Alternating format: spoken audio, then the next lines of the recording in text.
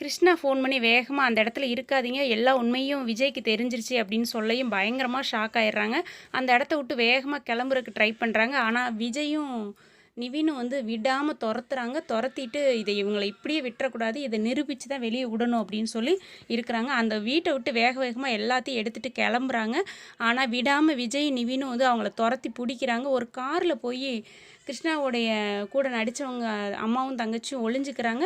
அப்போது விஜய் கண்டுபிடிச்சிடுறாரு. இந்த வாரம் பயங்கரமாக திருப்பு முனையாக போயிட்டுருக்குதுங்க. நிவினும் விஜய் வந்து இதை கண்டுபிடிச்சி குடும்பத்துக்கிட்ட போய் ஒப்படைக்கிறாங்க. அப்போ திடீர்னு பார்க்கும்போது இதுக்கும் உங்கள் அப்பாவுக்கும் எந்த சம்மந்தமும் கிடையாது, அவரை நாங்கள் முன்ன பின்ன பார்த்தது கூட கிடையாது அப்படின்னு சொல்லி கிருஷ்ணா அம்மா வந்து கையெடுத்து கும்பிடுறாங்க. காவேரி அம்மாவை பார்த்துட்டு, அவர் எந்த தப்பு செஞ்சதே இல்லை, நாங்கள் அவரை பார்த்ததும் இல்லை, எங்களை எல்லாத்துக்கும் இந்த காரணமே வந்து பசுபதி தான், அவர் தான் எங்களை வந்து நடிக்க சொல்லி உங்கள் வீட்டுக்கார் மேலே ஒரு தப்பான இதை வந்து பழியை போட சொன்னார் அப்படின்னு சொன்னது பயங்கர ஷாக் ஆகிடுதுங்க.